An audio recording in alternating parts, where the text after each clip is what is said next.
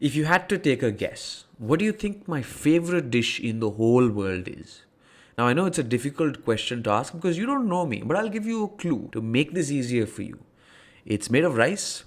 If you add chicken in there, it's even better. It's an Indian dish. It starts with the letter B and ends with the letter I. And I don't need to give you any more clues because by now you've figured out that it's chicken biryani. I love chicken biryani. And just like me, all of my friends love chicken biryani. Suppose, hypothetically, I invite all of them over for dinner and I promise that I would make them chicken biryani. And in this hypothetical world, since we are assuming things, also assume that there is no such thing as the internet. And there is no place where I can look up recipes for chicken biryani and that I have to figure it out all by myself. How would you go about it if you were in my shoes? Now, by now, you think I'm very silly for asking you such a question, but indulge me for a second. How would you go about it? You'd bring some chicken. You know there's rice in it, so you'd bring some rice and then you'd put the two together and see where it goes. Right? Right. Wrong. And right about now, you're probably thinking, this fellow is testing my patience. And before you think that, I want to tell you that I would have made the same mistake. Now, all the business leaders at this point start to think about something that they've been taught in the past, which is called first principles thinking, which means you would go to the root of the problem, break down things to its very building blocks, the very basics. And every dish, not just a biryani, even a paneer makhani or butter chicken, all of it have the same building blocks, which is how sweet is it? How salty is it? How spicy is it? How sour or bitter it is. These are the tastes we feel. These are the tastes we register. End of hypothetical situation. Now let's go to the crux of the video, which is business leaders. I mentioned them just a moment ago. If you are a business leader or somebody who is an aspiring leader, something that your job demands is for you to have presence. When you present data, when you present information to your teams, do you have the presence that is required to garner attention, to drive your point home? Most leaders go about this in a very haphazard manner, the way I would try to make a biryani. Now let's loosely form associations here. Assume that the immaculate presentation that you have to deliver in a week's time is that dish, is that chicken biryani, which is supposed to be tasty. And your friends are going to come over and taste this biryani. Just the way your audience is going to walk into that conference room and listen to and experience your presentation. The chicken and the biryani of this presentation are the slides and the things that you say. But let's go back to the building blocks, the basics of any presentation. What are the building blocks of your presentation? Let's find out. Now, there are 6 building blocks, 6 of them that go into every single presentation. Each of these is marked by a letter, and the letters are P, V, L, E, G, S.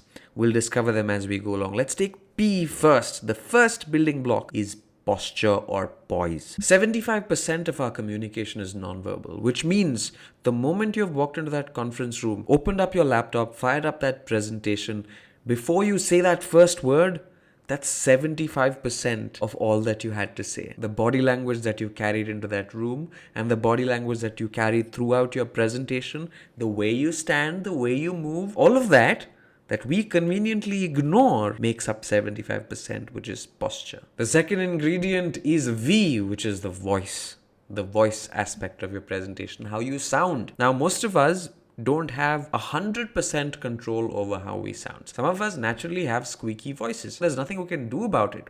But the second aspect of voice is the way we speak, which is the pace with which we speak. If we speak too fast, it means we're nervous. If we speak too slow, we're boring the audience. These are all the controllable elements of your voice which you have direct access to. The third element is L. L is the life that you bring into the room. Are you bringing a negative, pessimistic energy or an annoying, optimistic energy, neither of which the audience wants to see? The life that your audience wants to see is one where you're sure about what you're saying, is one where you empathize with the audience, is one where you're trying to connect. The life of the presentation is the attitude with which you approach it. The fourth ingredient is E, or eye contact. This is the part where you actually connect with the audience. We spoke about connecting with the audience in the live piece. Actually establishing that connection has a lot to do with looking your audience in the eye and building that connection. Many of us find it difficult to actually maintain eye contact with the audience. A simple strategy to follow with bigger audiences is to divide your audience into 4 different quadrants. If there are too many people in the room, you can't look each and every person in the eye. Sure, with a smaller, intimate audience, you can give that one-on-one attention. But with a larger audience, divide your audience into quadrants and periodically shift your attention, shift your gaze from one quadrant to the next, because every person in that particular quadrant thinks you're looking at them. So the trick works like a charm. Hang on for a second. If you've come this far in the video and you're finding value in it, do consider subscribing to my channel and hitting like on this video, because it's free for you, but it really helps me out. Now, back to the video. The 5th ingredient is G, which is gestures. Your hands can be an extension of your own personality. When you use your hands when you're speaking, it feels like an extension of the words that are coming out of your mouth. It almost feels as if your hands are carrying those words in a platter and serving it to the audience. That was a weird metaphor, but I think it works. And the last ingredient is S.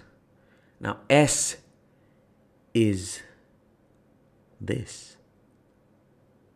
Silence. As speakers, we don't tolerate the silence and the gaps in our speech. So what we tend to do is fill it up with filler words. The ums, the ahs, basically what I'm trying to say is, I think, I believe, actually, these are all filler words that have no meaning. Instead of using these words and making yourself sound unsure, say nothing. Use silence.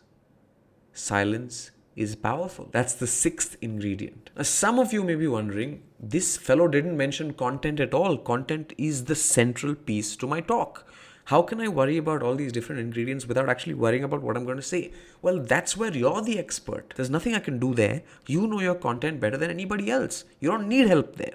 What you need help with is serving that content in a conducive environment. And these 6 ingredients that I've just explained will provide the most nurturing environment for the message that you want to convey to your audience. And just like a perfect chicken biryani that has salt, spices, lime in perfect balance, a perfect presentation has all these 6 different ingredients in perfect balance. I hope you use these in a future presentation for yourself. And if you've used any of these and want to comment on how much it's helped you or not helped you, feel free to comment it on the video below. And if you're thinking, hey, all of that sounded great, but I'm still not confident to use all of this in real life, I feel you. We've all come from the same place. There are only 2 kinds of speakers in the world, those that are nervous and those that lie. Everybody is nervous. Trying to build that confidence up is a journey on its own. And I've been through that journey. It was a tough one, but I've made a video about the things that helped me find my version of confidence. And if you think it'll help you, I'll link it to the end of this video. Make sure to check it out.